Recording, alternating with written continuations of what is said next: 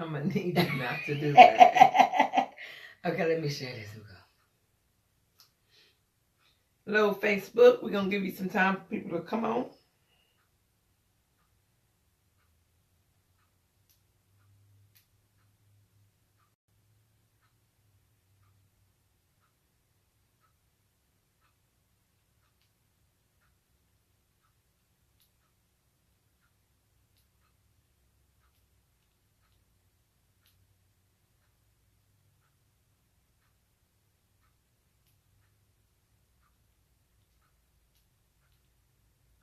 Hello, hello, hello. Oh, look who's watching.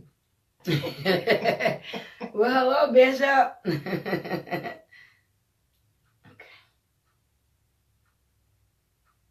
All right.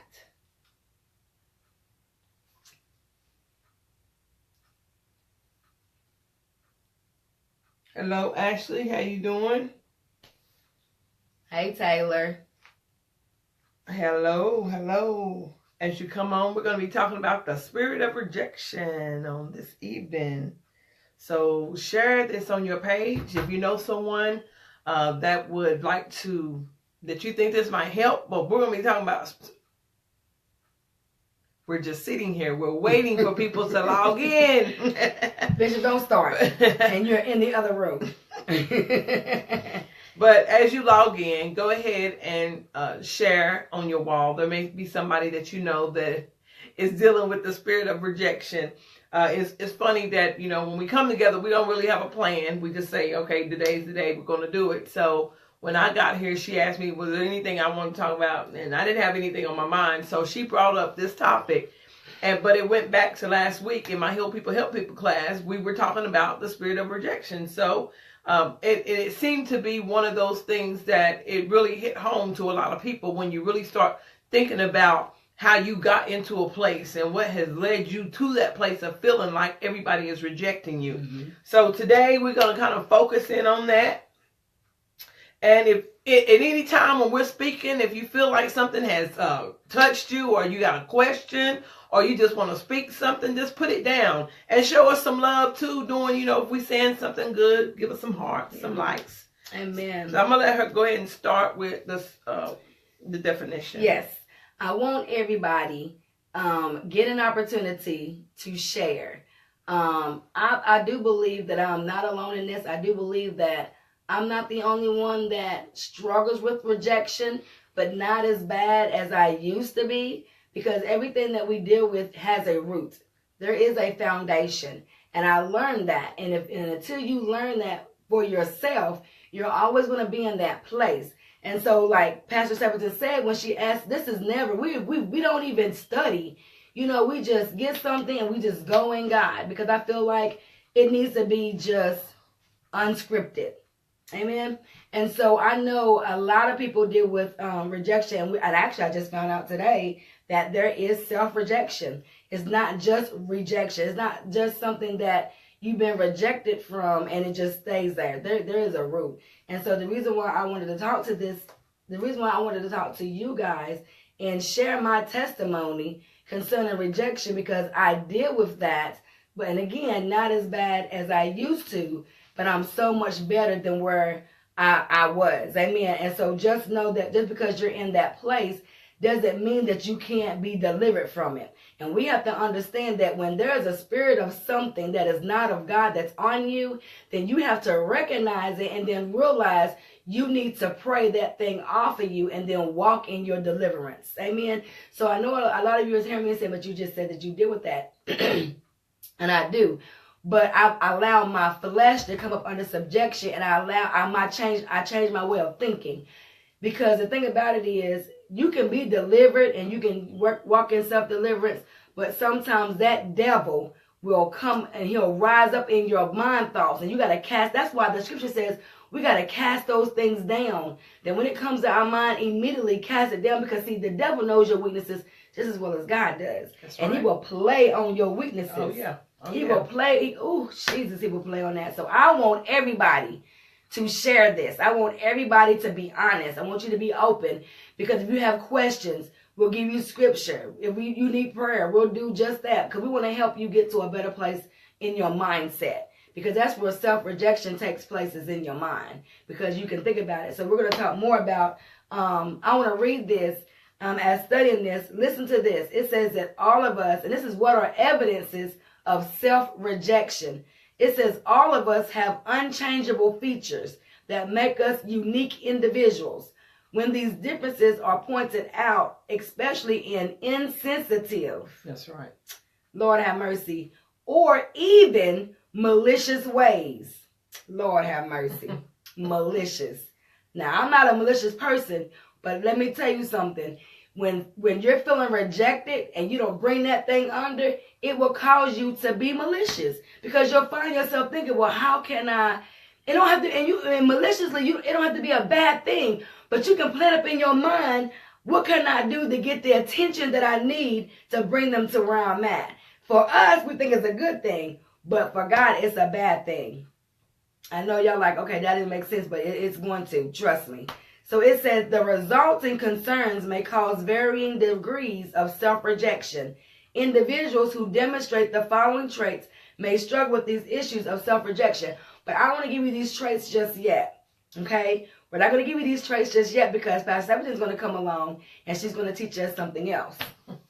Well, basically, you know, as I was saying, we was talking about rejection and the spirit of rejection. It is a spirit, because once you take on that mindset, it's usually, you usually go around, it usually starts, now it can start anytime, but a lot of it is rooted from childhood. Mm-hmm. And a lot of it comes in, so you grow up with a complex thinking you're not good enough. Mm-hmm. And so that means you go into every relationship thinking that you're not good enough and trying to prove yourself. Mm-hmm. And so when someone leaves or somebody walks away, then you say, well, I didn't deserve them anyway, or I knew that was going to happen. But rejection, it works to destroy our self-esteem. Mm-hmm. Because if you find somebody that kind of operates in that spirit of rejection, they have a low self-esteem of themselves. Mm-hmm. And so, you know, there are people that there could be degrees, and we talked about this last week. There could be degrees of the spirit of rejection, because some people feel like they didn't feel like that all of their life, and there was others that said they always felt like that nobody would ever be there for them. Nobody was ever there to support them. Nobody was ever there to push them, and they just didn't never believe in themselves. Mm-hmm. They didn't have that. So, but what I wanted to point out was that rejection causes you to feel sorry for yourself, one, and then you begin to spur that rejection onto other people. Mm-hmm.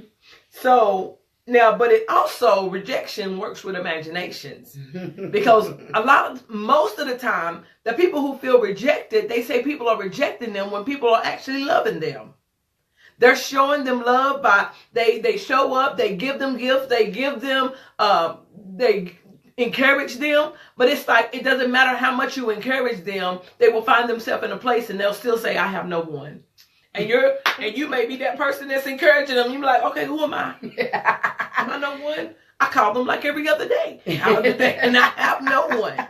But it puts them into a place where they really feel like, and there are triggers that will make you, yes, pity. Yes, it causes people to feel like they're, in that place of pity. Yeah. But rejection spares you to reject other people. But I was looking for something. The spirit of rejection can twist your perception of circumstances. And so it looks and feels like you're being rejected when actually you aren't. In the natural, it's called a misunderstanding. Lord have mercy. That's good. That is so good. And you know what, Sister Shakita, and you're right when you wrote pity, because here's the thing, and I'll share my testimony. When I was a child, my mom, she left when I was 6 years old, and she went into the service, and me and my brother stayed with my grandmother. But then when she got out of the service, she got home. I didn't know who she was. I was calling my grandmother Ma and my great-grandmother Grandma. So I had no idea who she was. So you have to understand, my mother was 15 years old when she had me. Not she got pregnant at 15. She had me at 15. So she was a child herself, not knowing how to be a parent. So when she came and got me and my brother, again, we're not even been there a year, we wound up in foster care. So we were in foster care like a year or two before she actually, got us back. And so once she got us back, I felt like I couldn't find myself. My mother was not a mother. She was a mother because she had 2 children, but we didn't have a relationship. So I found myself being a loner, being by myself. And at that particular time in my life, being 15, I wound up now starting to find love in other people because I wasn't receiving the love that I needed from my mother. And then, her best friend said to me, "Are you having sex?" And I was like, "Well, no." She said, "Well, why don't you talk to your mom about being on birth control pill?" And I was like, "Well, okay." So when I talked to my mom and I was like, "Hey, I was thinking about being on birth control pill so I won't get pregnant." She was like, "Well, are you having sex?" I was like, "No." She said, "Well, then you don't need it." And that was the end of the conversation. Well, a year later, I'm pregnant. And so she puts me out. And so now I'm alone at 16 years old with a child that I don't know how to raise. Right. So I have no mother. I have no grandparents. I have no aunts. I have no uncles. I have nobody except for the baby's father. So what happens is, and I'm moving forward. Now I'm going to speed straight ahead. Now I'm an adult and I have 3 children and I don't hang around nobody. So then when I finally found myself around people that's now loving me, and now I'm thriving for the attention. So for me, it's not pity. It's attention that I never got. And so when that attention, and then when I'm rejected because I'm not a part of your family, I'm not really a part of your friend, I'm just somebody that just popped up, and I'm not understanding, well, why you can't accept me the way you accept your children, because that's not your family.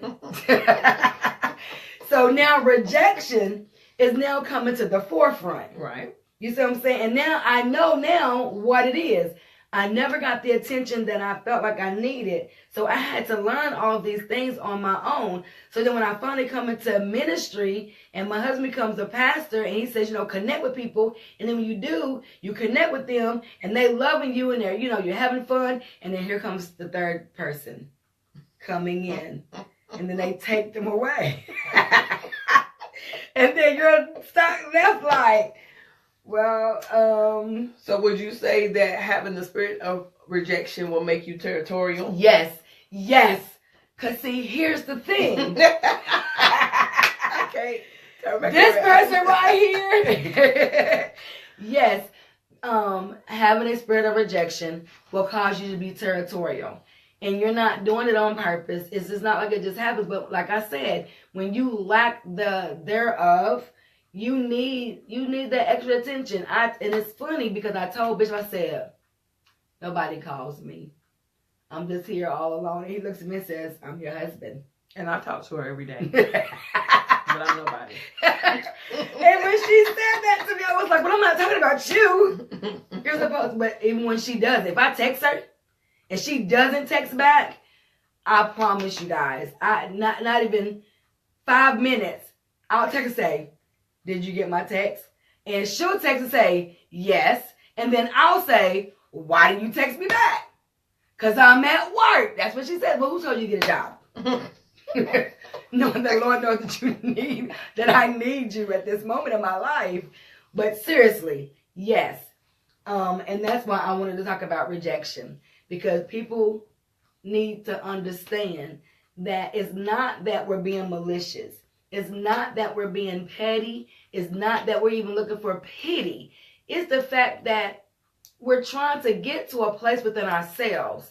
And that's why it's self-rejection. Because I could sit here in my mind and literally say, nobody loves me. And that could have just took me my birthday party. And here's the thing, prime example. Everybody that I know that loves me was there. But because if I don't see somebody that I think that should be there, then I'm saying I'm stuck on that. Like, well, they should have been there. Well, why? I mean, they said that they love me. Why was they not there? That doesn't even make any sense. I mean, I would go and see what if they had something else to do? It doesn't really matter what they had to do. It was my day. And I should have been celebrated by them. And so Bishop would always say, okay, Sister Holloway, you are taking this thing to a whole other level. But then when he had to understand me, and you just said it, it's a misunderstanding. It's misconception. I had to learn It's a learned behavior. And again, and being at 16 years old and not being around other adults, and they hear me well. I'm telling y'all something. I learned from watching magazines. I learned from watching TV. If I sat in a doctor's office and I saw a family or how they was handling their children, I would then try it on my children because I wasn't taught. I didn't know. So for me, people say, well, stop saying that. Stop using that excuse. I'm being honest. If I'm telling you I don't understand the way that you think that I should understand, it's because I was not taught. I don't know. Another example, dress. I can't coordinate. And literally, I'll take pictures. If I don't send them to Pastor Stapleton, I'm sending them to Bishop. I'm sending them to Minister Stacy. Because you have to understand, I raised myself. And I was 16 years old. Right. You know what I'm saying? So, yes, you can say it's petty or it's malicious or whatever, but she just said it. It's a misunderstanding. It's misconception. And sometimes that thing will play in our minds and it will stay there. But people who understand, she understands me. And it took her a minute. She probably thought I was a little crazy. A little off, but just on yesterday I was like, hey, do you think that we could be this way because of this and this? And her administration was like, I cannot believe you just asked that question. Like, who does that? Because I really want to know why my mind is the way it is. But I know that I'm not crazy, but because of some true medical some past issues, it has caused me to be in that area. And when you're not taught, you don't get it. You don't have it. So it is a misunderstanding for a lot of people. And I want to speak to misunderstanding, but before this gets backed up, I see that Candy Taylor said, I've learned, how you doing, Candy? I've learned over the years to step out of self when the enemy tries to get me in this mindset. He's busy, but that little voice inside reminds me, if not only who I am, but whose I am. And that is so critical. We have to know who we are in God, because if we don't know, there may come a time where there's nobody else pushing us. There may come a time where nobody else is encouraging us. Nobody around us is. I seen a post on Facebook that said, if your circle is not empowering you, then it's time for you to change circles. Right. Basically. And Pastor Natalia said, if your circle is not empowering you, it's devouring you. Yes. And it's time to change circles. Yes. So we got to recognize that if we don't have somebody in our corner that is pushing us and they're either keeping us in the same place or making us fall back, it's time to change. Yeah. Because we have to have somebody in our corner that's sharpening us, pushing us, not telling us what we want to hear, but telling us what we need to hear. Yes. And what we need to hear, that's why I said, iron sharpens iron. So if I'm sent to sharpen you, if we've been put in each other's life to sharpen each other, guess what? Something I say to you might cut you. It might cut you. And make me bleed. But you're not gonna die. That's right. But you're not gonna die. Yes. It's going to open up some wounds. It's going to open up some things to help you identify where some stuff is coming from. So a lot of times we're dealing and we're walking around in the spirit of rejection, and we don't even recognize that we're in the spirit of rejection. We just know that this is the way we feel, but we don't know why we feel it, because we don't go back far enough to even understand why we are gravitating to certain people, or why we gravitate to men that, are not faithful, or men that always abuse us with their mouth, or men that we feel like what we got is the best. When God says we were created to have the best. And the best is not somebody that is demeaning you. That's right. The best is not somebody that you have to run after. Yeah. The best is somebody that will treat you like a queen, because we are queens. That's right. And you have to, and that's why I said you have to learn it.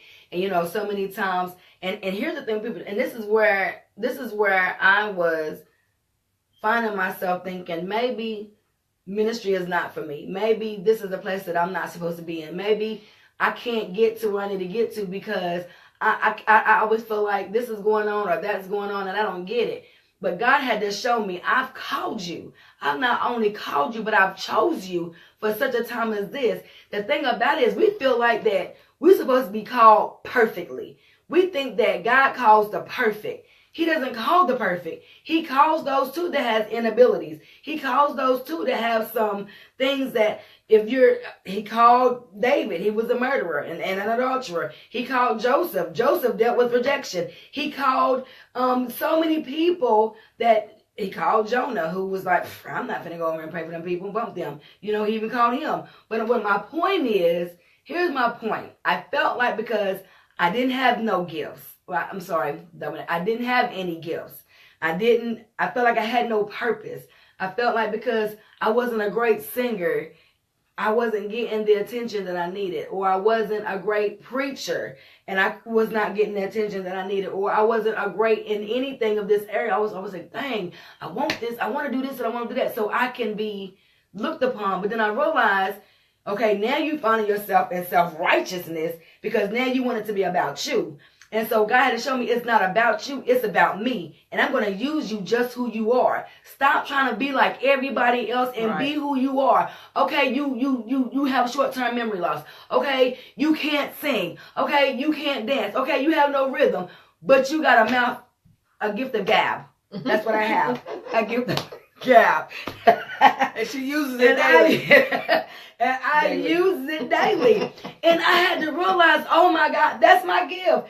People would think and say, well, that's not a great gift. It is. Because I remember when Apostle Jody Robinson said to me, when I wasn't even saved, and he looked at me and said, people don't even like you. And I was like, this man don't know me. He said, they don't even like to hear you conversate. Because everything that comes out of your mouth is real and raw and rough. And I was like, well, I wouldn't think it was real and rough and raw. I'm just being honest. But that's the key. Everybody can't handle the way you conversate because you just keep it real. When somebody asks you to do something, you say something, or you tell something, not intentionally telling it, and I just be like, oh, well, I didn't know it was a secret. You should have said keep it quiet. I just told it. I'm just saying. But my point is this. When you are dealing with self-rejection and you are really trying to get yourself to a place so that you won't be territorial. Because what happens is when you become territorial, you'll find yourself in a place trying to be with that person. And it's not even about lust. It's the relationship. You don't want somebody else taking something that belongs to you. And that's when things become territorial. Yeah. You feel like you don't need to be over there with them. Why? Because you have me. That's the same thing. You don't need to be going over there doing that because why? You have me. But I want you to read those things. Yes. But before you get to that, I just want to say about misunderstanding. It says, if you don't cast down the imaginations that ride on the back of misunderstandings, the spirit of rejection will work to form a stronghold in your mind that controls your thought patterns and make it easy for the demon to hold you in a place of bondage. Shoo. So when you get to that place and you're always feeling like what somebody is doing is rejection or the way they looked at you, they don't even have to say anything to you, but you took their look or you took their something that they did to mean that they didn't want to be connected to you, but they never said that. Right. You have to begin to ask yourself, why do I feel like this about everybody? Why do I feel like nobody wants to connect with me? Or why do I feel like everybody wants to be with everybody else, but they're not being with me? Really take a moment and step back and say, is this really true? Or am I making this up? Mm-hmm. Am I making this bigger than what it actually is? We are making it bigger than what it actually is. And when I read these evidences of self-rejection, I guarantee you it's really going to blow your mind. Because it blew mine. Because I found myself in here. But here, the first one is inability to trust God. And it says, if a person rejects God's design for his physical appearance, he probably will have difficulty putting confidence in the designer's plan for other ideas of his life. Now, how many of you literally, you could go ahead and have the best suit on. Literally have the best suit on. And somebody come around and say, that's not really cute. And immediately, we're just like, I don't like it. And I need to take it off. But it's not about them. And that's what's the inability to trust God. You got to trust God in your physical appearance. Your self-confidence. You got to build your self-confidence. You can't worry about what everybody else say. I'm weird. For those of you who don't know, I am weird. And I will wear something, or I will get a crazy hairdo because I like it. I have accepted that I'm just this person. And regardless of what it makes me look like, I have accepted who I am.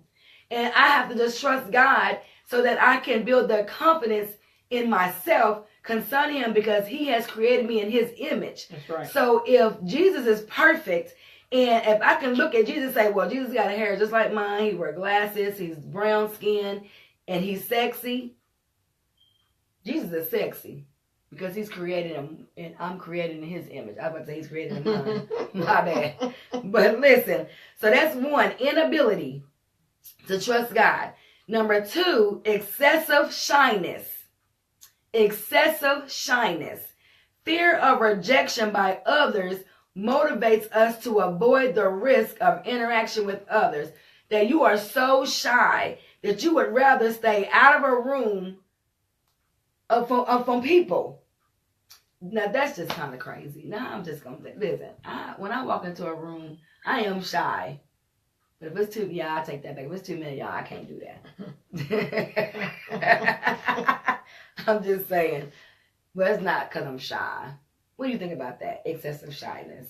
I don't know. I just think excessive shyness is basically, to me, I feel like it's more like it's a wall to keep yourself from being rejected. So you stay in a safe zone. So that safe zone it looks like shyness because you don't want to speak to anyone. Mm-hmm. You don't want anyone to get close, because as long as you don't get too close to someone, they can't reject you.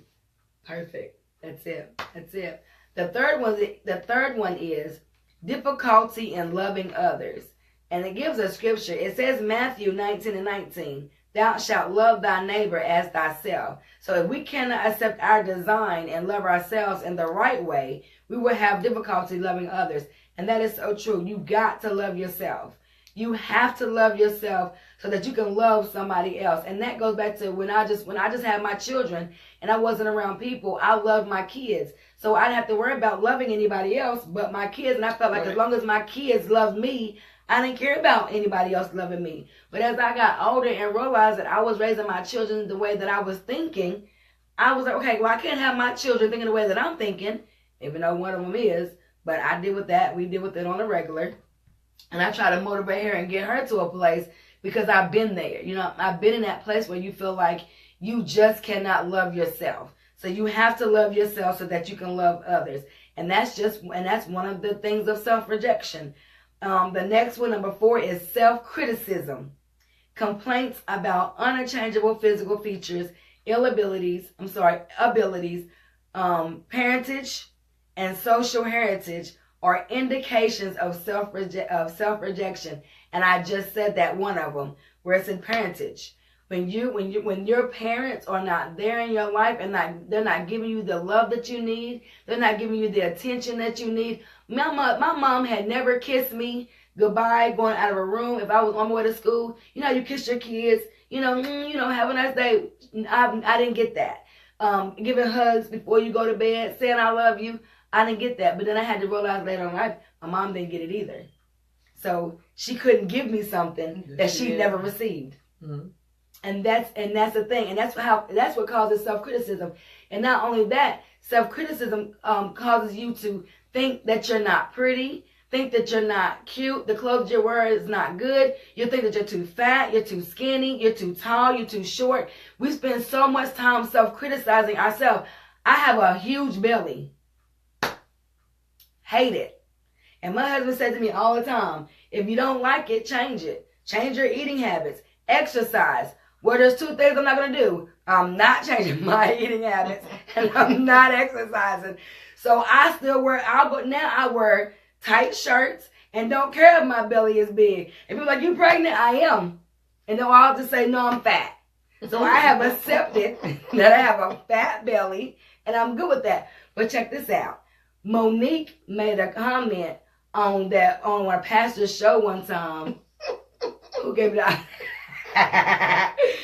My bae is being funny. Monique made a status one time because she said she was dealing with self-esteem issues and said that her and her husband had an open marriage, had an open relationship, that she could go out and sleep around and do what she wanted to do, and her husband could do the same. And I made a post on Facebook that said, I don't care how big my belly get, he better not go out, and I ain't going out. He gonna love this belly. I don't care how big it. He better move it off to the side, smash it in, or do something. We ain't going outside of our marriage.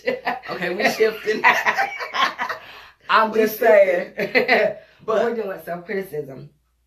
Self-criticism. Okay. Self-criticism. You want to say anything about that? Well, no, go ahead to the next one. Okay. The next one is wishful comparison with others, meaning desiring to be different in areas that cannot be changed is a clear evidence of self-rejection. Shall the thing formed say to him that formed it, why hast thou made me this? Romans 9:20. And I never read that scripture the way that I needed to. Why? Romans, Paul saying, why did you make me this way? Why did you make me like Joe Blow? Why do you not make me like Halle Berry? Cute in the face and thin in the waist. I'm just saying. Oh, Lord. Whoa, but how many of you have found yourselves there, comparing yourselves to other people? Mm-hmm. That's what we do. You know, I did it to my husband one time. We went to go see how Stella got her groove back. And Ty Diggs was laying back on that chair. I was like, oh, babe, look at him. You wish you could have your belly like that. Anyway, I'm not. But what I wanted to say about that was, when you're dealing with self-rejection too, this is just kind of a piggyback. Mm-hmm. It makes you tell things to people that you're not supposed to release to. And we were talking about this earlier about Joseph. He dealt with rejection from an early age because his father loved him. He got what he needed from his father, but none of his brothers wanted anything to do with him. This is not a Chris and Serena show. Correct. He got what he needed from his father because his father loved him and he poured into him. Mm-hmm. But what he wasn't getting from his father, he needed from his brothers. Mm. And he couldn't get what he needed. He was the baby. They should have been there to protect him. They should have been there to teach him. They should have been there to encourage him, to lift him up, to say, man, you can do whatever you want to do. But they were jealous of him because of the gift on the inside of him. And so what he ended up doing was I believe that he was trying to get their acceptance. And that's why he went into telling them his dream. Mm-hmm. Mm-hmm. And yes, rejection only has the power that we give it. Right. But if we don't recognize that that's what we're operating in, we'll continue to operate in it. Mm-hmm. Mm-hmm. So once you recognize that's what your struggle is, you have to begin to change the way you think. And so we just need to recognize that if we're already in a place where we're feeling like people don't accept us and people don't are not for us, mm-hmm. If you are in that place, then you can't be susceptible to releasing things mm-hmm. that you know are for your good to people that are not for your good. Because there are people out there. Mm-hmm. You know, everybody is not for us. Everybody is not meant to push us, and everybody is not meant to excel us to the next level. There are some wolves in sheep's clothing. Yes. Yes. We know that, but we have to get ourselves to a place where we can understand and we can discern and we can make mistakes. But God will equip us to be able to recognize some things. Because sometimes, even though we may recognize it's a wolf, we can still learn something. But we have to be in a place. That's right. We got to be in a place to recognize mm-hmm. the warning and go into the battle knowing what we're going into. But I'm shifting, so I'm going to let you go back to the... No, that was good. Because, I mean, you're right. Because you said it. They people come in wolves and sheep's clothing because if they'll work on your vulnerability. You know what I'm saying? That's why it's not good to let everybody know your weaknesses. Not let everybody know where you fall short at. Because they'll take that and they'll try to use it and push you into failure. More failure. And that's how sometimes people get themselves caught up. And you just said it, we have to be careful. We have to be careful. But the next one is Over attention on clothes. Undue concern for clothes may be an attempt to cover up or compensate for physical features that are perceived as bad. Right. Basically wearing stuff that's too big for you, Mm-hmm. that will cover up, or, sometimes, well, I don't know. I don't know how they can say excessive makeup can be cute, because excessive makeup is not cute. Excessive makeup is not cute. But, people can do things to draw the attention off of the negative areas of their life. So they may make up for and it could be clothes. It could be not even excessive clothes, but it could be the way that they dress. That they've dressed so flashy, you're not looking at the fact that how they're built. Right. So it takes your mind off of the places that you feel like are defected in your life. Yep. That's good. That's right. The next one is floating bitterness. Many people have said, I hate myself. They may be referring to their words or actions in the past, or they may be referring to their whole being. In the latter case, their final hatred will be directed toward the one who made them. And you have to be careful. I've said it. I'm telling y'all. Listen, I have been in past, was in a very bad place that I literally felt like I just hate myself. I hated me. When I met my husband, I was so insecure about my body. I mean, literally, it was just ridiculous. I hated the fact that I used to even say I was born, because I didn't understand why I had to be made with nothing. Okay. And you're just going to stop. I'll try to get While she paused, I'm going to say hello, Sister Baker. It's good to see you. I'm glad you chimed in. Yes. And I paused because when you're someone that you look at, again, what I say, we're compensate. We're looking at somebody else. We're comparing ourselves to other people. And when you find somebody, and for me, I mean, I'm like, I'm cute, but why can't I have the cute body to go with the cute face? That doesn't make any sense. I mean, when we got married and I see my wedding pictures flat in the front and flat in the back. I mean, nothing. Just nothing. So it's like God just gave it to everybody else and just left me on the wayside. Just don't understand. God didn't want me to have anything. Probably because he knew I was going to wind up being self-rejection. But this is why we got to be careful of what we let our children look at. Because, every TV show now is feeding something into them that is opposite of what God says. Yes. You have, of course, some of these things went into us as well. That's why when I choose to have my hair short because I like it short. But, usually if you have natural hair, people with natural curly hair, they wish they had straight hair. Mm-hmm. People with straight hair, they wish they had curly hair. People who are dark wish they were light. People who are light wish they were dark. Mm-hmm. People who are big wish they were little. People who are skinny and you want to be their size, they trying to be your size. We get into a place where we're always looking for something that we do not have, instead of being happy in the skin that we're in. And we have to, yes, there are some times that we have to work on some things and like, our health is important. Mm-hmm. When we get to a place where we know that it's gotten out of line, we do need to do something about it. Yeah. And but we need to, at the same time, because our body is our temple.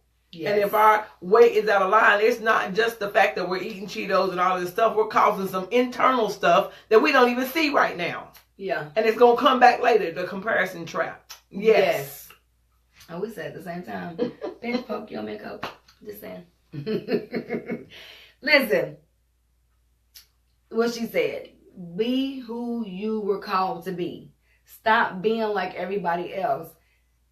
I was trying to change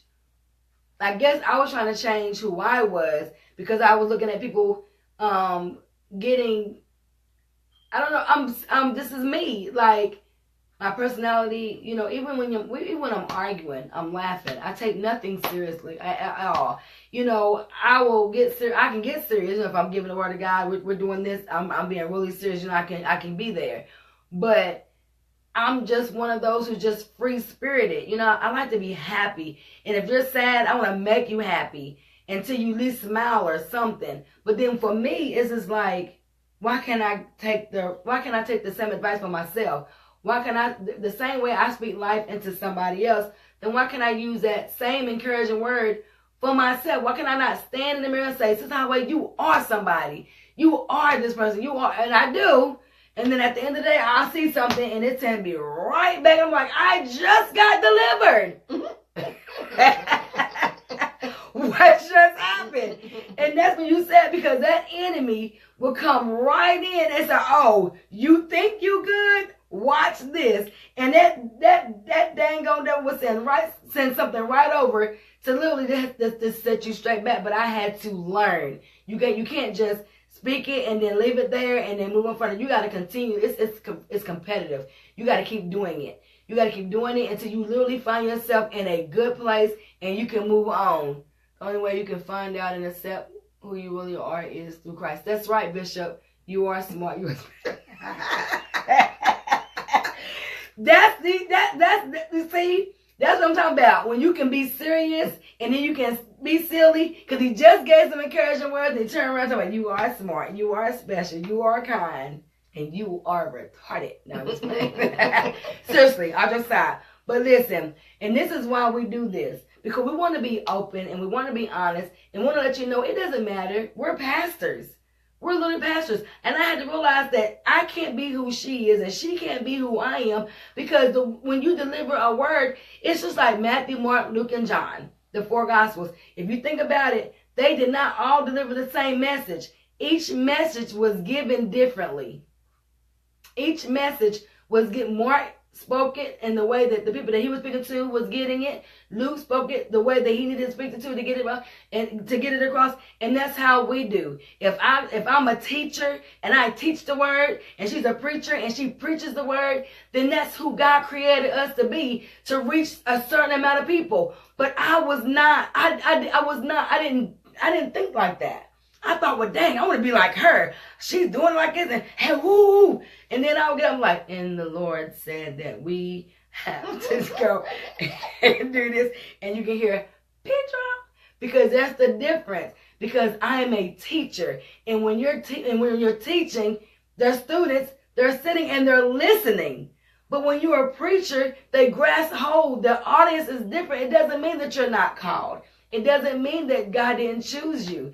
And that's where I was dealing with self-rejection and trying to compare myself to others and trying to be like somebody else. And that's not what God called me to be. And so when I realized who I was in God, then I was able to walk in that. And like I said, I'm not as bad as I was before. And I'm in a great place now. But I know, honestly, I still have a long way to go, because I'm striving to get to that place.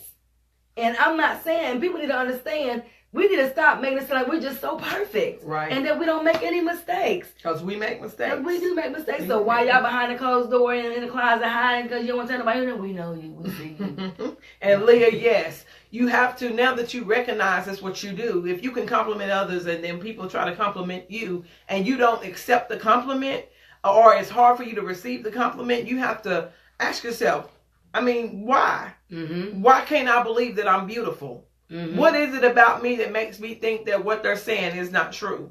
Right. You're not twisting their arm to make them say it. Mm-hmm. You know, they don't owe you anything to make you say it. Of course, sometimes we think if it's our mom or our dad or our husband or our loved ones saying it, or they just telling me that because they know I'm mad. They're just telling me that because they feel like that I need to be pumped up. Mm-hmm. But there are people out there sent just to encourage you, because there's been some days where we all go through that moment where we're like, yeah, you know, does anybody else look at me?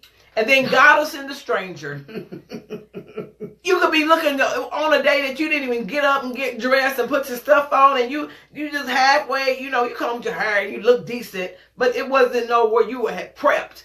And you'll be in the grocery store and somebody's like, well, you look beautiful today. Because this happened to me, and I was like, thank you. And I thought, really? But then I had to catch myself and recognize that we pray for things, God will send it, and we'll miss it. We'll miss it because those are the little blessings that he sends our ways to help us to stay encouraged, to remind us that it doesn't matter what everybody else say. He believes that we're beautiful. He believes that because we have been wonderfully and fearfully made. Mm-hmm. He believes that we are we're kings and we're queens. Mm-hmm. And he wants to remind us, I need to let you know, it's not about your outer appearance. Lord have mercy. You're still beautiful. That's right.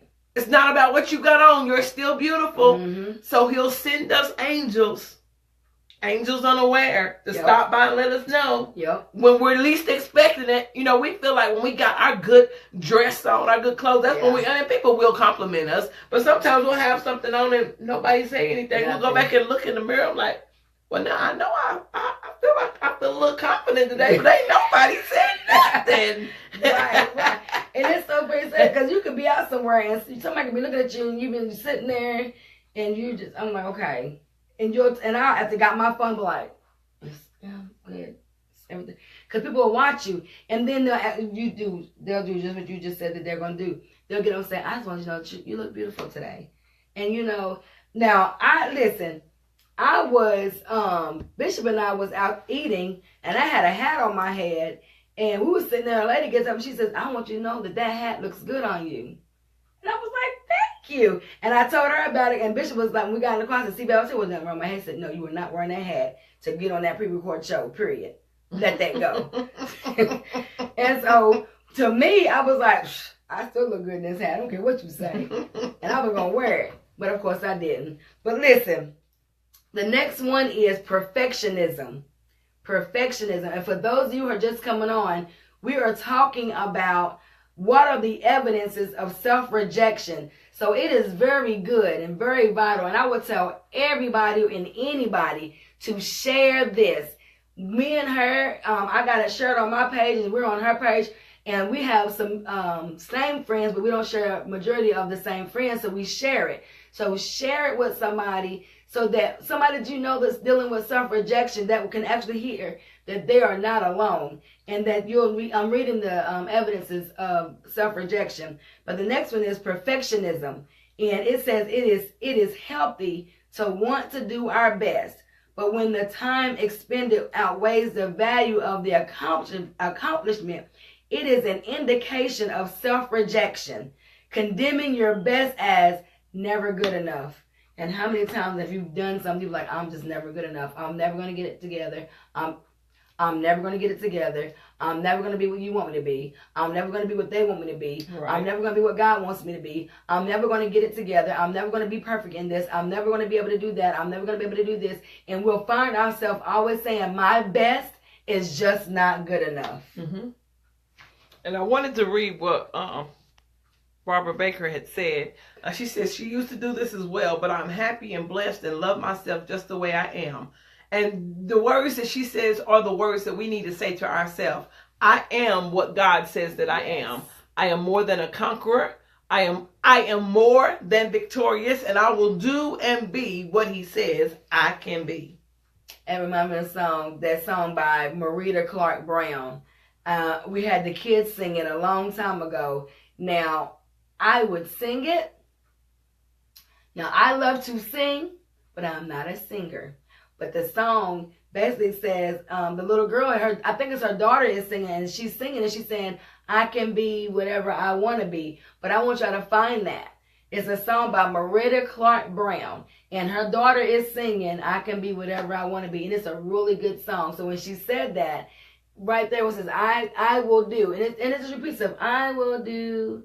I will do. But I'm not going to sing because she already told me this. Oh, I'm being rejected. Somebody help me. Speak life into me. Support me right now.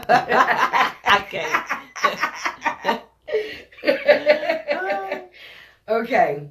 But that's stop saying that. Stop saying that somebody said I'm like, they was like, that girl crazy. Well, who the pastor? Oh, I'm not going to give my name because I don't even know who I am. Nah, I'm just playing. But just stop saying that. Don't say, just do the best that you can. Be the best that you can. Y'all too funny. Yeah, I know. Shavonda, I know. Okay. So the next one is attitudes of superiority. Superiority.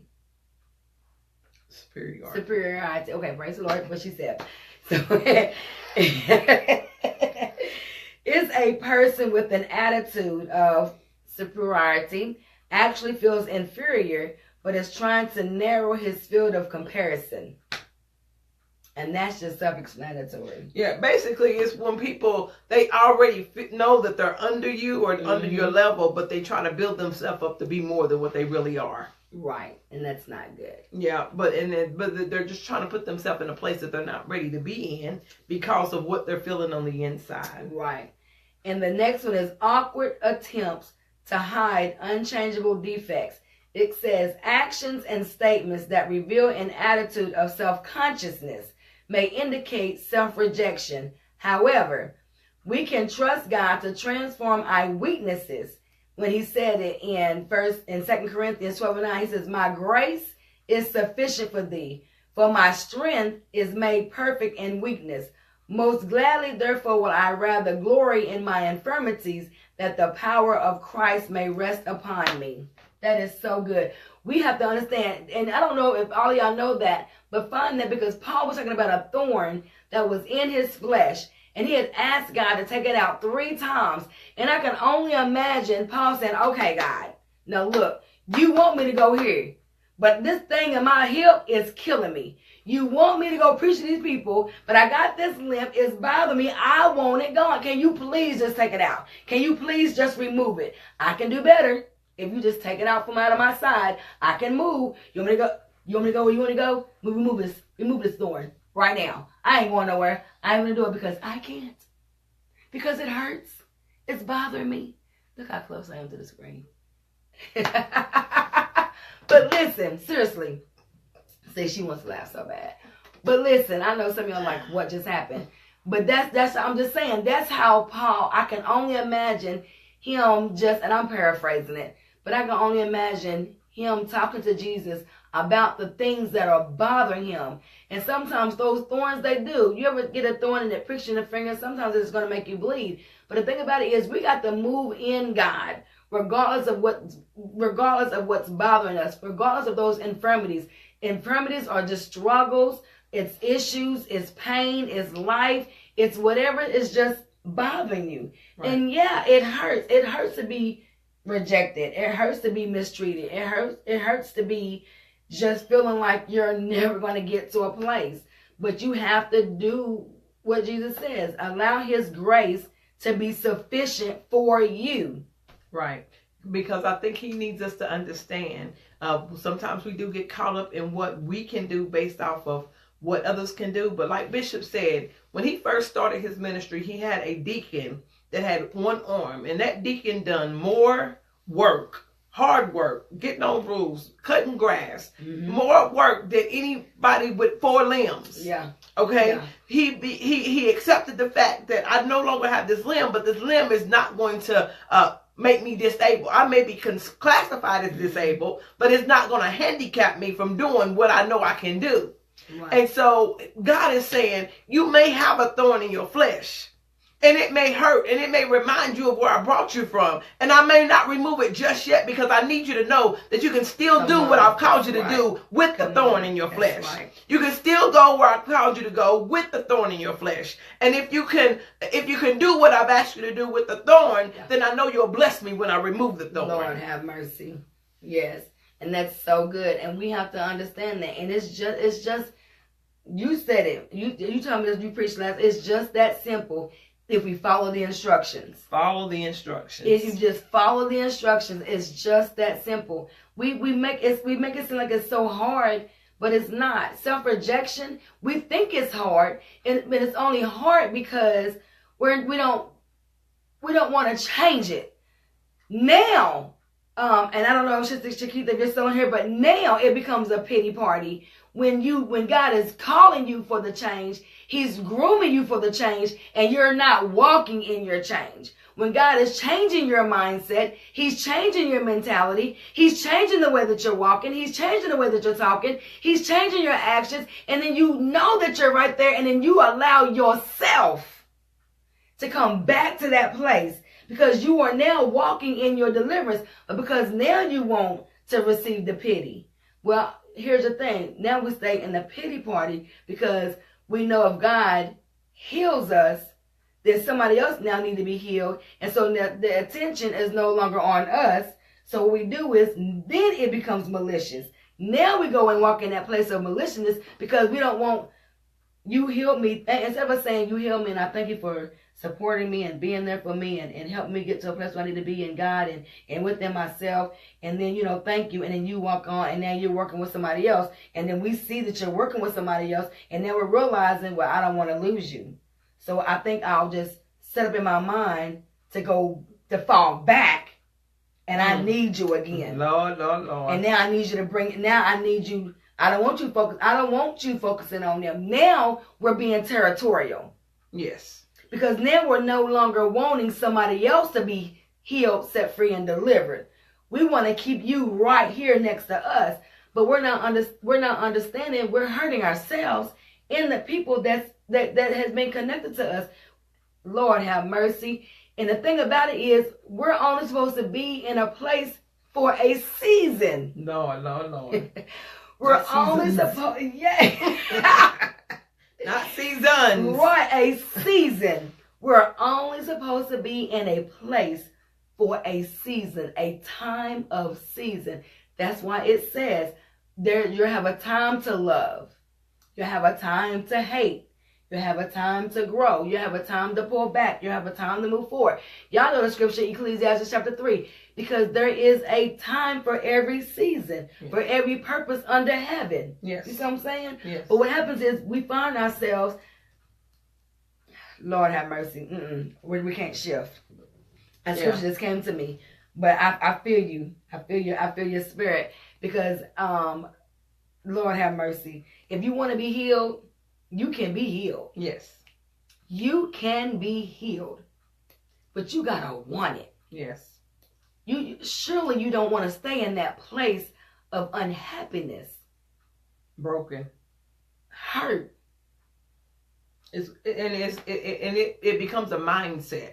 And which takes me back, and this is shifting a little bit, but we're not gonna hold you too much longer. Right. But it takes you back to a mindset of bondage, and that's what I was talking about when I said it's simple. Just follow directions. The children of Israel, they prayed for God to come and deliver them out of Egypt, and when He sent their deliverer Moses, He sent them to go get them out. And once they got out, and because their deliverance didn't look the way that they thought it was going to look, then they began to talk about, you should have let us die in Egypt. Did you forget that you asked to be delivered from that place? Did you forget that you was not happy, but because the food was not as plentiful as it was in bondage, now you feel like that being in bondage was better than being free?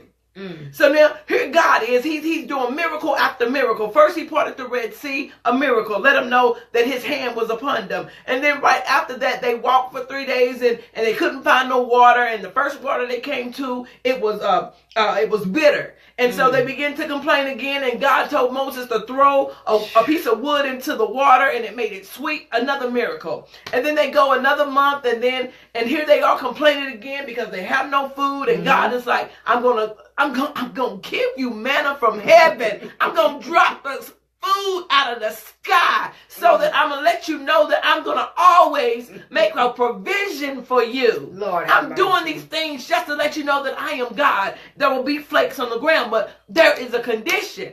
I need you to only get enough food for the day. Trust me in the day. Trust me day by day. I'm going to provide for you. But when you go out, and of course there were some that got more than they should have gotten. And when that morning came, it turned into maggots because they was not supposed to get more than they're supposed to last. But then He said on the 6th day, you can get double. For what? Just to let you know, because on that 7th day, I need you to rest. I don't need you out there working. I don't need you out there trying to find food. So they go out there, and the thing about it that got me was the fact that they went back out. They covered the same amount of ground. They didn't go out. They didn't do any. It didn't take them no longer. But somehow they had double food. So they went to Moses and said, how could this be? And I'm thinking in my mind, they're probably saying, we understand that you told us that God was going to give us double, but man, we ain't worked no longer. We didn't go no further. We covered the same amount of acreage and we got double food. Lord. So God said, if you just obey me, I'm going to bless you with the double in the area that you're already in. But you got to follow the instructions. And the instructions will not always make sense. It's not always going to make, but it's not about making sense. It's about doing what you know God has called you to do. That's right. And when he's testing us, because it said in there, I'm going to test them in this to see if they believe that I am God. I'm going to test them in this. Yeah. Oh my gosh. Okay, I'm done. Okay. Oh my God, that's so good. But you went right into the last two. Because the last two was extravagance and wrong priorities. And here's the thing. And you went right into that. Lavish spending on expensive items may be an attempt to gain admiration and acceptance from others. And self-rejection may be reflected in the neglect of God-given responsibilities in order to spend much time in pursuit of that which could bring acclaim from others. When you said it, when they were praying for a deliverer, when they were praying, they was praying to God for a deliverer. God, we're tired of being broken. We're tired of being beat on. We're tired of being mistreated. We're tired of having our children killed because we're overpopulating, and because see, they were in the promise. God already told them that they're going to continue to multiply, right. And they were multiplying. They were growing, and because they were overpopulating the area, they was killing them off. And so God sends somebody. You just said it. God sends somebody to deliver them out. And so Bethany was saying, well, I was eating. Just keep beating me. So just whatever. So you would rather continue to be beat than to be free. Here's the thing. That's why I said I know it was going to shift. Because dealing with self-rejection requires turning to God, thanking him for how he made you, and understanding the reality of who you are in Christ. To conquer self-rejection, begin by meditating on the truth of Scripture and what God says about you. Personalized verses such as, well, I'm not getting into those verses, but I want to read somebody something when you was going, and it's dropped in my spirit. That's why I said I knew it was going to shift. I want y'all to understand something. In Jeremiah chapter 8, the 21st and the 22nd verse says this. For the hurt of the daughter of my people am I hurt? I am black. Astonishment has taken hold on me. 22 says this. Is there no balm in Gilead? Is there no physician there? Why then is not the health of the daughter of my people recovered? He was saying, do you not want to be healed? There is a balm in Gilead for healing. But it's there. But we don't want the healing. We'll continue to walk in just walk in craziness. But again, if you flip it, some struggle. And we understand the struggle. We understand that some don't get it the way others do. We understand that some may be healed quicker than others. We understand that it may take others longer. It's just like babies. Some babies don't crawl. They go right into walking. And some babies got to crawl before they walk. We understand that. Some people can handle table food at 6 months old. And we understand that some babies can't handle table food until they're a year old. So we understand that everybody is different. But she said it. If you have the instructions, and I just read, if you trust God beyond your abilities, then you'll be able to be healed, set free, and delivered. But the same way you allow yourself to go into self-rejection, or the same way it didn't allow itself, but it was a part of your growing as you was a child on up to adulthood, he give you the instructions to now let you know you don't have to stay this way. Yes. You don't have to be this way. You don't have to stay stuck. Sometimes we have to get the chisel ourselves and cut away the center block from around our ankles so that we can move. And then sometimes if we're praying, really praying and fasting, God will chisel it away and we'll be free. But it's easier if you just let God do it. Yes. And I know, and listen, and here's the thing. And I know some of y'all are maybe still on here and some of you are not. But here's the thing. And I noticed as we've been doing this, it seems like it is getting longer and longer. But I believe that it's God, because God knows what the people need. Amen. And if you can't get out to come and get it, then I do believe that God has placed us here to give it to you. Right. Because I'm not saying this for some of you to have You know, you have your own church homes, I'm sure, and there's nothing wrong with that. But sometimes for me, I believe in transparency. I'm sorry.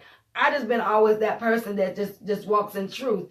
I don't mind sharing my testimony in an area that I fall short in. And then when God has delivered me from it, I'm going to say, this is the place that I was in, and God has delivered me, and now I am free, and I'm living for the Lord, and I'm no longer bound by that thing, or bound by that person, or bound by a man. Right. You know, it's just that simple. So I can say, I just say to myself, okay, God, you brought me in here, you made me a pastor, but I feel so lost. I feel so rejected. I can't reach them the way that and God is saying, well, what do you mean? So when somebody texts you the other day and they say they thank God for you being in their life, what is that? Well, that's just somebody I know on a regular basis, and they don't even matter. I don't want this to come from somebody else. God says, you're being an idiot, and I need you to chill out. That's how God speaks to me. He calls me names. He called them names in the Bible. I'm just saying. I'm just saying. So you have to be able to understand when God speaks, he don't always speak love. He speaks in judgment. So if you're not in with correction, he said he's our Father, and he chastises us because he loves us. Yes. So if we're praying, and you said it, if we're praying for deliverance, then when deliverance comes, don't shun from it. Don't walk away from it. Accept your deliverance and move on. Stop acting like you just got to have everybody in your life. Accept the ones that God has placed in your life and move on. We have to be transformed by the renewing of our mind. Yes. And that means means we got to think. If you're thinking the same way, then you haven't been transformed. You know, that doesn't mean that you're going to automatically do everything right, but you have to start catching yourself. And it's just like pulling down strongholds. If you don't recognize the strongholds, they will always be there. But as those things begin to come up, and you begin to tell yourself you're not worthy, or you begin to tell yourself that you're always going to be alone, or you begin to tell yourself that I'm never going to get out of debt, and you begin to tell yourself some things, because one of the things that I'm decreeing and declaring this year is that I'm going to get a supernatural debt cancellation. I believe that. I strongly believe it, and I prayed about it because there's some things that happened in my life, and yes, even though I created the bills, but I created it, there was extra income there that's no longer there, and I don't even have the means to pay it now.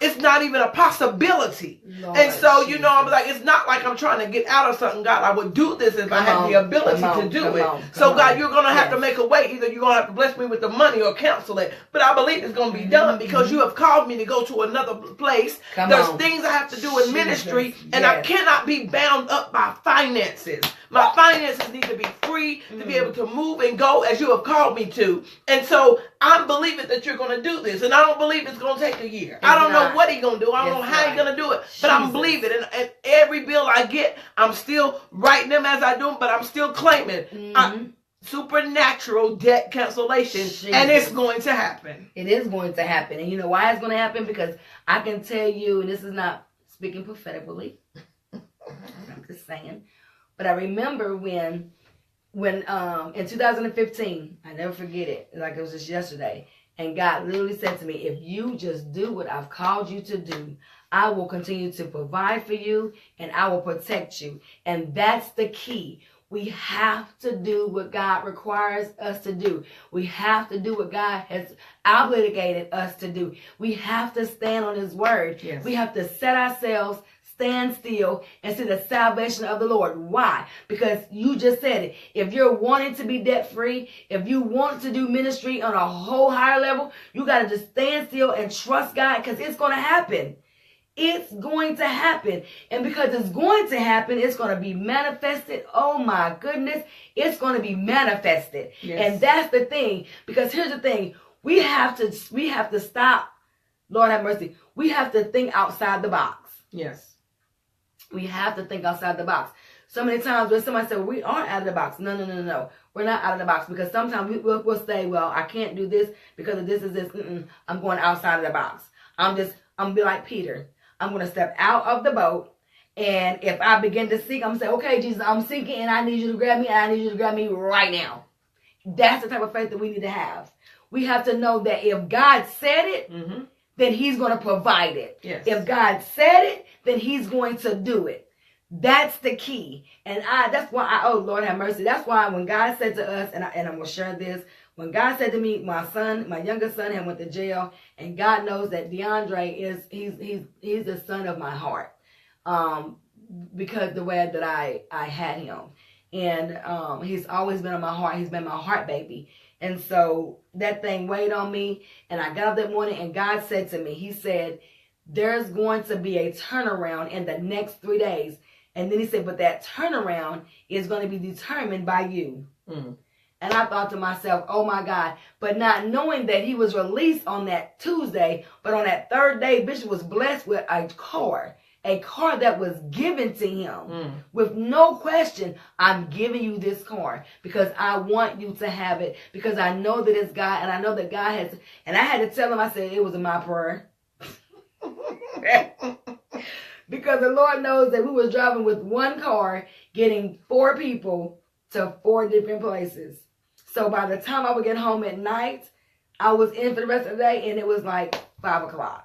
So from in the morning, from 6:30 in the morning, all the way up until 4:30, I'm dropping and picking off and sitting and waiting. So God knew. But the thing about it is, but I was praying for not to learn not to complain. And that was the prayer of me not complaining. I'm thinking to myself, God, I don't want that one. Give me something else that I won't complain about. Because that's just crazy. He's always doing the most.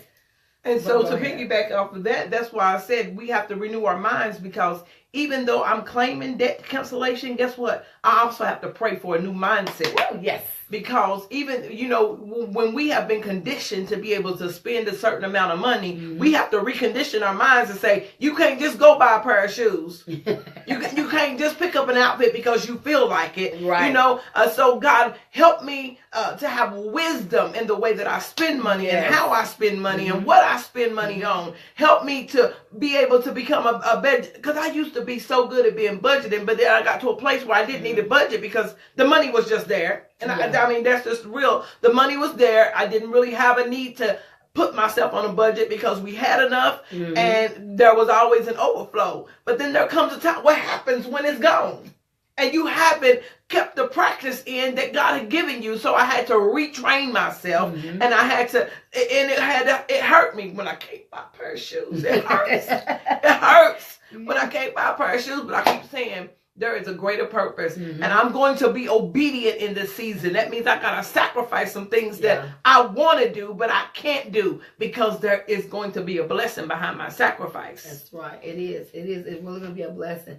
And the thing about it is, I remember when the Lord called me off my job in 2011, and he had gave me a plan. He had gave me the plan. I was like, no, I cannot come off this job. I'm making good money. Plus, we was getting commission.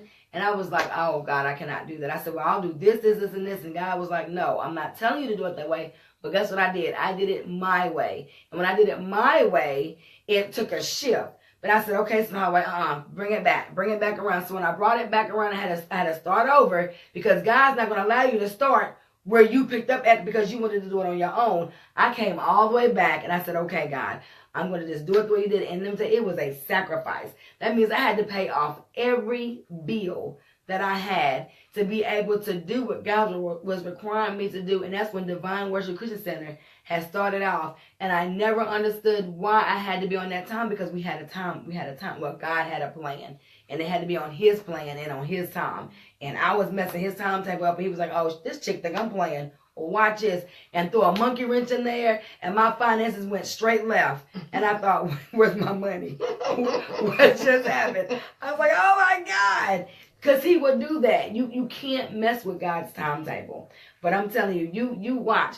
God gonna do just that. Yes. It's the sacrifice. See, people say obedience is better than sacrifice. That's right. Now you still have to make sacrifices, but he wants your obedience concerning those sacrifices. Yes. And we have to understand. That's why I said, and here's the thing, it's like we're dealing with self-rejection, okay? But if I would have not got myself together in 2015, I would not be in this place that I'm in today. Because you cannot, as a Christian, as a servant of the Lord, as a minister of the gospel, first lady, or whoever you are doing Christian, if you are living that life concerning Jesus Christ, he will not allow you. He will not allow you. He's not going to cause things to come to pass. You just not. I don't care what anybody tell you. This is something I'm telling you that I know. You will not work unworthy, unrighteous, in sin. You got all this stuff going on in your heart. It's not, nothing that you're going to do is going to manifest. And if it does, it's not going to last because it's not God.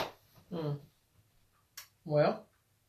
So I had to work on rejection. I'm not saying that I'm working full ability. I'm working in my full capacity in where I am, because God also knows the desires of my heart, and I delight myself in Him.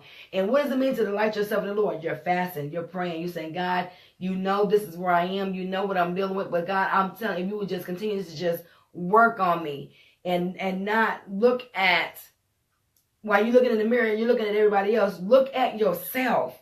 You have to be self-delivered. You have to deliver yourself. Stop looking for people to lay hands on you, or you going and looking for Him. You can heal yourself. Yes. You know when you're wrong. You know when you're working or walking in something that you're not supposed to be doing. It's not manifesting. It's just not. It's not. And you got to stop being territorial. Just saying. Okay. But yes, this has been good. Yes. When we come on, we don't plan. We never plan to stay on longer than 30 minutes, but this is not happening. But because it does get good, and when the people are receiving, you want to come, continue to give them what they need. But again, this is just informal chat about things that we all deal with, but it may not be talked about. Because another one we keep saying we're going to do, but God just keeps shifting it. So I don't know, why. It must not be time. He'll know when it's time. But another area that people deal with in the church that is not talked about a lot is depression. Yes. And, yes. So we keep it quiet. We don't tell nobody. And, even as African American people, we don't believe that going to see somebody about our issues, we just don't believe in it. We feel like there's something wrong, and that comes from generations. Yeah. Generations, our mamas didn't believe in it. And they like, honey, ain't nothing wrong with you.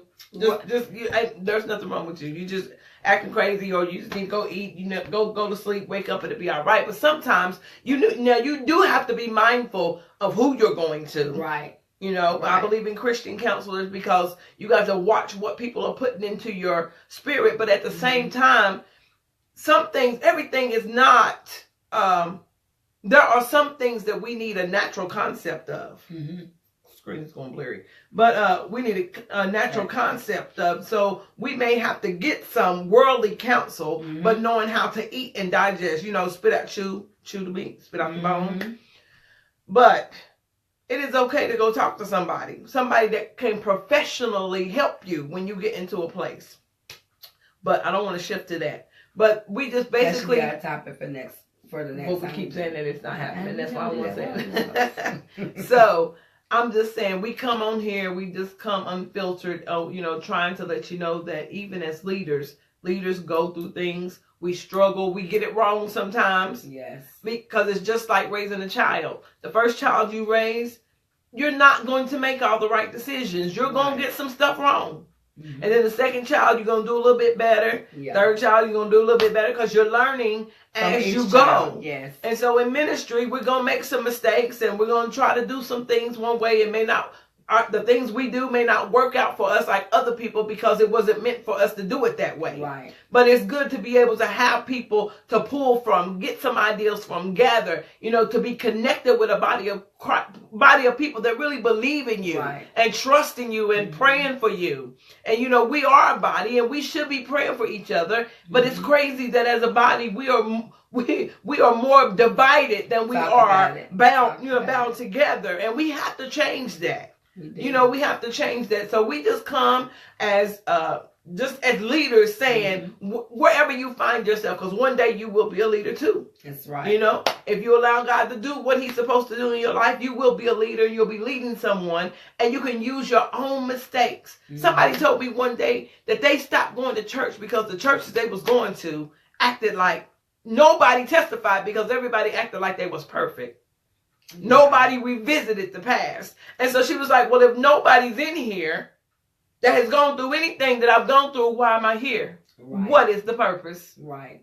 So we have to be transparent to let people know that, yes, we've made mistakes. We fell down. We've taken some wrong turns. But it's not about the fall. It's about getting back up. Lord have mercy. It is about getting back up, connecting yourself with people that you know that will push you past your comfort zone. And that's right. That's right, Pastor Everything. We need to understand, you know, and she was talking about Christian counseling.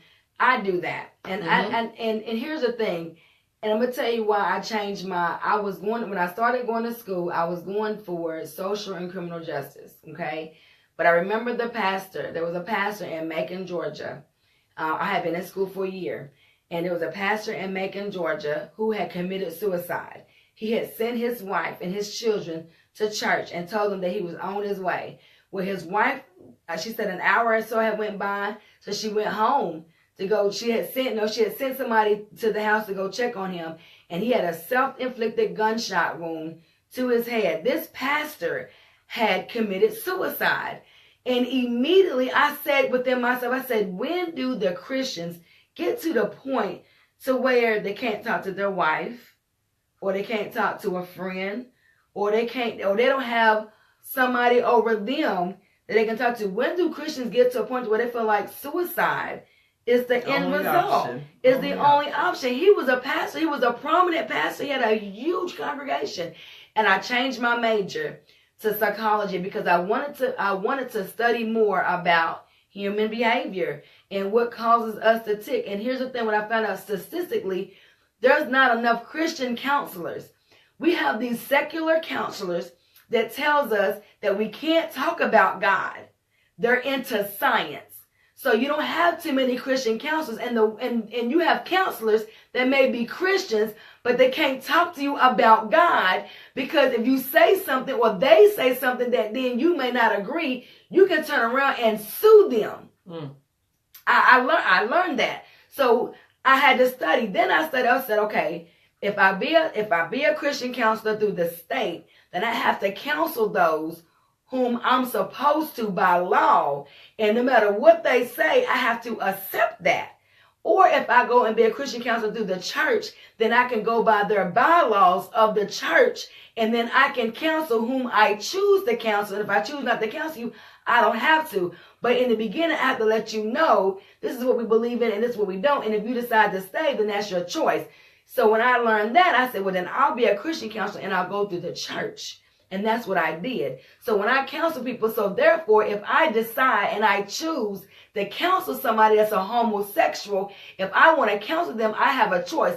But I also am able to let them know by the church bylaws that we don't believe in same-sex marriage, and we don't agree with homosexuality, but I can still counsel you on that level without me judging you, because my counsel is to teach you from the Word of God.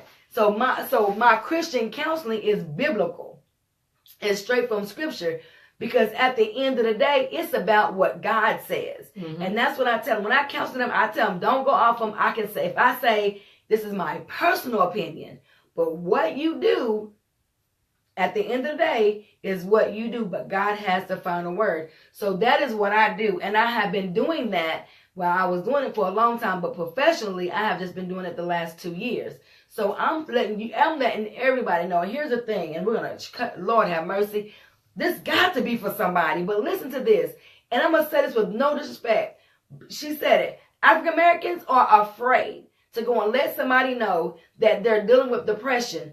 But white people, they'll take a Xanax, they'll take antidepressants and go on about their day and live a joyful life and be good with that. I'm just being honest with you. I know. Trust me. I can't tell you how I know, but I'm telling you, they do that. That's why they're so prominent.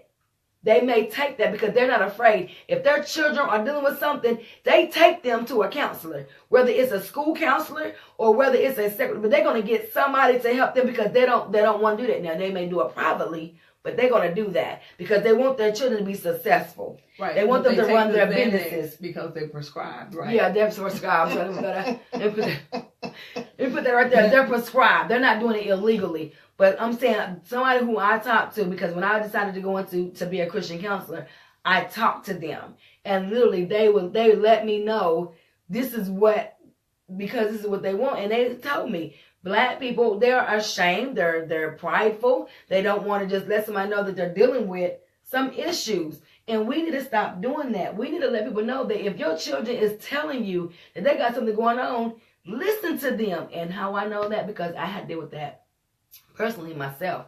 My oldest daughter, she's been dealing with depression all her life. But check this out. But because of God and the relationship that she has, this thing could have took her out a long time ago. Mm-hmm. But because we pray with her, we teach her, we show her, we try to mold her. Even at the end of the day, she still may have her bad days.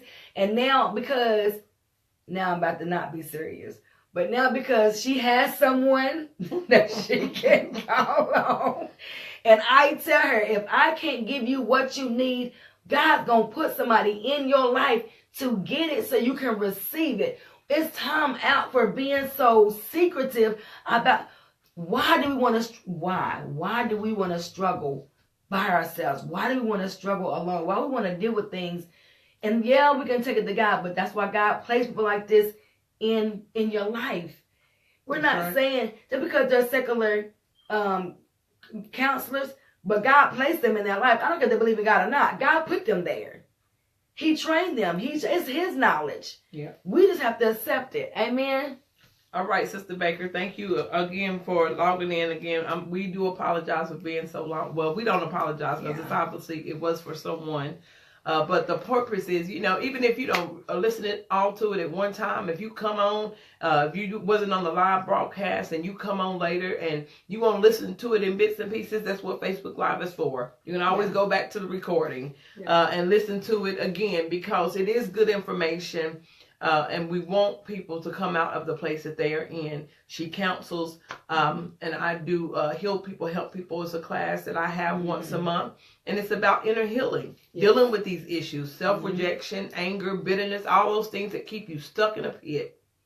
And it's about, getting yourself to a place of wholeness so that we can operate from a place of wholeness, because healed people help people. That's right. But when you're hurt, you hurt others. Yes, you do. Through your actions, through your words, through everything. Mm-hmm. So, as again, we just coming to you, just raw, and just tune back in. We don't know. We don't have a set day for when we come on. We just try to tap into, the class is held at Dunkin' Donuts in the, they have a conference room. It's Dunkin' Donuts on Chapman Highway. It's the second Wednesday of every month. Mm-hmm. So we'll be back again in December, because we just had our class last week. So on the second Wednesday of of December, we will be back, and I'll put up a poster probably about a week before. But come, join. If you know someone, if you would like to come, if you know someone else, just spread the word and come. We're just, knit it together. It's basically about connecting with others that are struggling with the same things you're struggling through, but we're doing life together. Yes. And giving you the tools to walk that thing out so that you can be whole. This was good. This was good. This was good. This was good. This was good for me because, people always say, well, just get over it. Don't worry about it. It is what it is. But the thing about it is, you can't tell somebody all the time to get over it. It's going to be okay, because you don't know the person's mindset. You don't know what they're dealing with. And that's what sets people off, because that's when people think that they're being discounted. Their feelings are being discounted. You're not taking them serious, and they're trying to express themselves to you, and you're not allowing them to. I don't like that word. I hate for people to say just get over it, because you just can't. When you're dealing with something, it's on you and it's in you, and you gotta day by day, step by step, one thing at a time. Even if you got a lot of stuff that's going on with you, it's one step at a time, one day at a time. Don't try to work out all of your issues all at one time. If you got 5 things, take that one thing and work on that at a time. But just stop telling people to get over, because that's what people was doing to me. Oh, just get over it, Solway. It's all right. No, it's not. It's not gonna be okay. I'm one that if I feel like that you have a. The Bible says if you think that your brother has an ought, go to them. That's me. That is what I do. Y'all picked a good topic. I'm mad. I missed it. Well, Sister Shakira, you can always go back and watch it. But listen what I'm saying, Facebookers. The thing about it is this. I was one of those. And I know that somebody out there is just like me that has been dealing with stuff that we don't understand, and we want to be loved. And I am loved. I feel that I love. In social media in the beginning, it was hard because I'm thinking, well, dang, they're liking everybody else's statuses, but ain't nobody liking mine. Or they commented on their post, but ain't nobody commented on mine. And then somebody had to say, Sis Holloway, you're not the only one that's on Facebook. You see what I'm saying? And so it hurts, and it does hurt. But you got to understand, it's not always about you, but sometimes it is always about you. And sometimes we feel like that it's not always about you, and you want it to be all about you, but you can't have it always about you all the time. So I just told my husband today, when he said, it's always not all about you, I said, we were talking about the car, and I said, well, today needs to be all about me. Today. Can today be all about me today? Just one day. And so that's how it just needs to be. We want you, like Pastor Seven just said, we want you to be encouraged. Lord knows. I don't even know what time it is, but this has just been so good. And I know it's been good for somebody else. And I guess we should never put a time on God or put a restraint on God.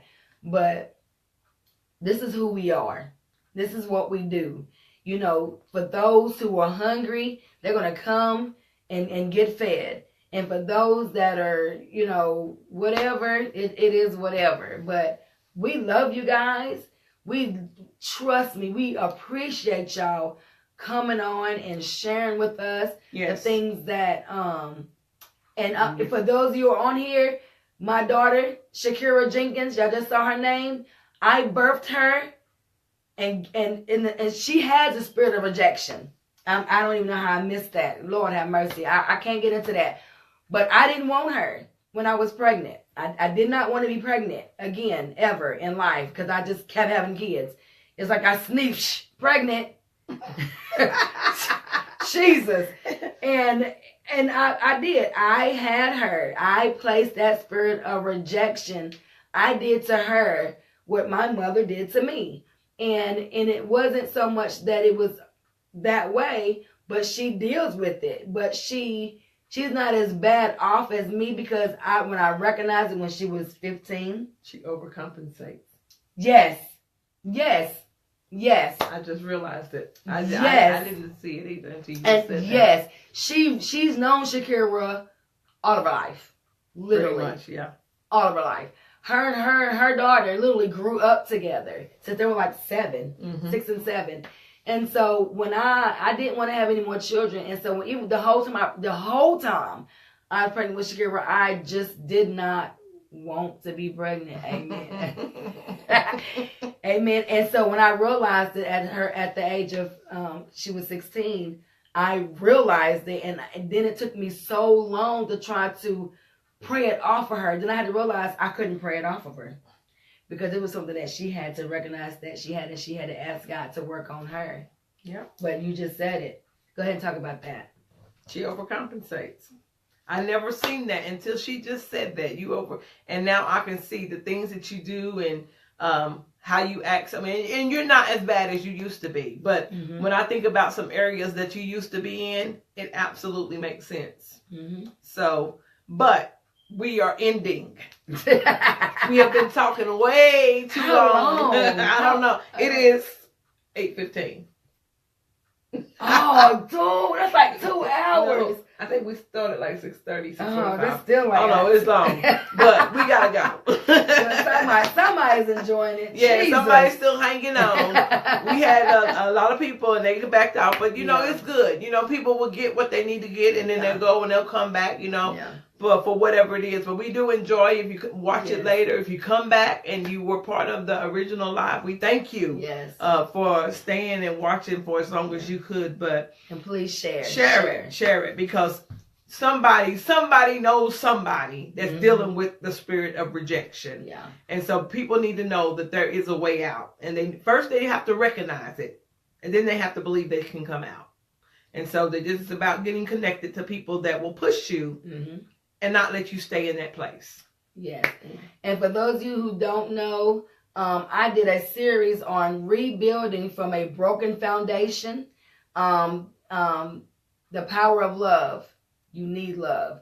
And that started actually on CTV. It comes on CTV on Wednesdays at 4:30. And of course, if I'm not mistaken, I think this coming Wednesday is the last segment. I think this is the last Wednesday in November. Yeah, I believe it is. I believe that this is the last Wednesday because the first series started the first Wednesday in November. So I believe this is the 4th Wednesday, right? It's not in November. No. Okay, this is probably the 3rd. But just know that, watch it. If you get cable or whatever, it's on CTV, community television. And it's Wednesday at 4:30. Rebuilding from a broken foundation. The power of love. You must have love. So watch it. So we thank y'all for coming on. All right. Good night, everybody that just joined. Just go back and watch it and share with your friends. Yes, share. We love you. We love you guys. Bye.